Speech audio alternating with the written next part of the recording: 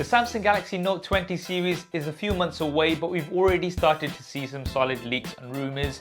What's up guys, Saf here on SuperSaf TV, and let's break all of these down SuperSaf style to give you an early look at what to expect. Now, a lot of these early leaks do come from founder and CEO of display supply chain consultants Ross Young, and these leaks have also been verified by serial leaker Ice Universe, which give them that much more weight. So firstly, it looks like we're going to have two Samsung Galaxy Note 20s, a Note 20 as well as a Note 20 Plus, but no Note 20 Ultra like we had with the S20 series.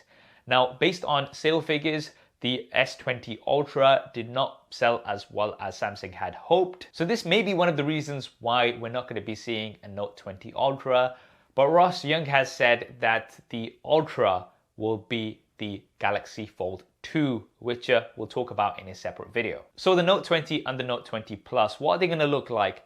Well, from the front, they're going to look very similar to what we've seen from Samsung before. So boxed off designs with smaller bezels and a center punch out.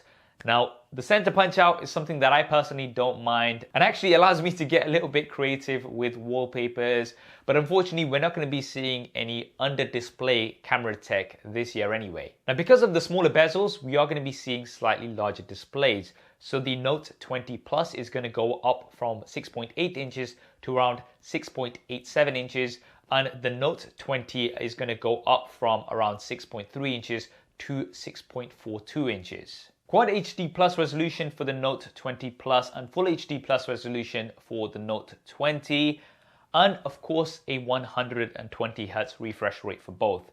The most interesting thing, however, is that both displays are likely to have LTPO technology. So LTPO stands for low temperature polysilicon oxide, and not to go too technical, but essentially this is much more power efficient and it's great for variable refresh rates. So when you are not watching any fast moving content on your screen, maybe you've got static content on, then it's not gonna need to use 120 Hz for a refresh rate, and it can go all the way down. And from what Ross Young is saying, you should be getting around 15 to 20% better power efficiency with this technology. Now, what this may also mean, it's just me speculating, is that the Note 20 Plus may have Quad HD Plus at 120 Hz. As we know, at this point in time, the S20 series, if you do want 120 Hz, then this does go down to Full HD Plus resolution, not Quad HD Plus.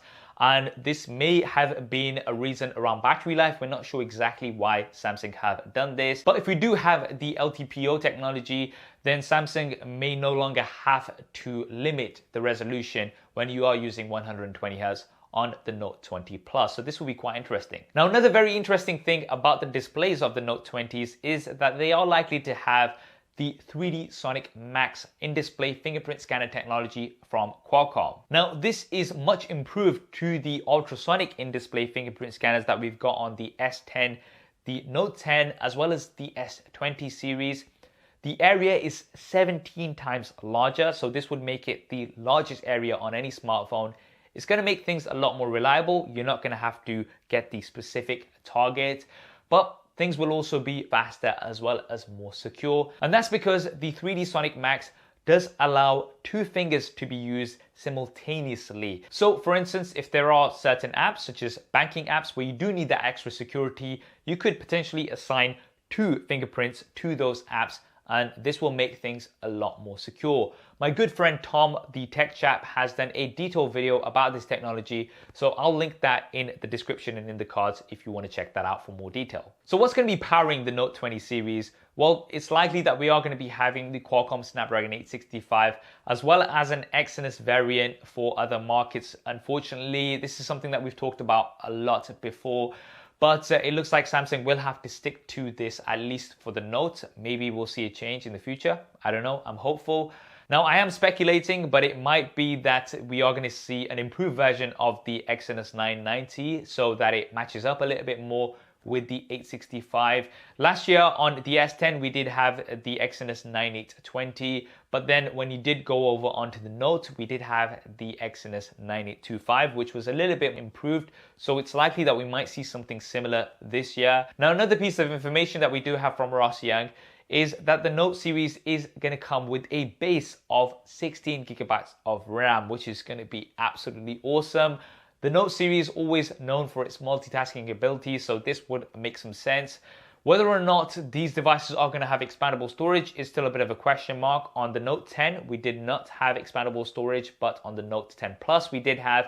So this may be a similar case here for the Note 20 series. Now, of course, there's going to be the S Pen. This is something that makes the Note series unique. It's going to come with some improved features. Last year, we did have some of those air commands, which, honestly speaking, on my Notes, I haven't really used after the first time. The only thing I've ever used it for is a remote trigger. We might be seeing some new features here, we'll see. Now for the batteries, Ross Young has said that we're likely to see between a 4,000 to 5,000 milliamp hour battery on the Note 20s. The Note 20 Plus, of course, will have a larger battery compared to that of the Note 20. What's interesting is that if we do have the LTPO display technology, then this should make things a lot more power efficient, so we should be getting better battery life on the Note 20 series. Now, in terms of the design of the camera, these are things that we've not heard about too much as yet. Of course, we can expect a metal and glass sandwich like we've seen from Samsung before, with IP68 water and dust resistance. The camera module, right now Samsung is going for a rectangular camera module, so this is something that I guess we can also expect. This is just me speculating, however. And in terms of the camera tech, it is likely that we would see the 108 megapixel camera sensor that we've seen on the S20 Ultra. Whether or not we're going to have the zoom is still a bit of a question mark, but hopefully Samsung will be improving a lot of the issues that we've faced on the S20 Ultra, such as the autofocus. Now, of course, when you do have more information about the cameras as well as the design with leaked renders and images, then I will be doing some more updated videos. If you want to see those first, then be sure to subscribe and hit that bell icon so you don't miss any of it. Now for the announcement and the release of the Note 20 series, we are likely to have the official announcement early August.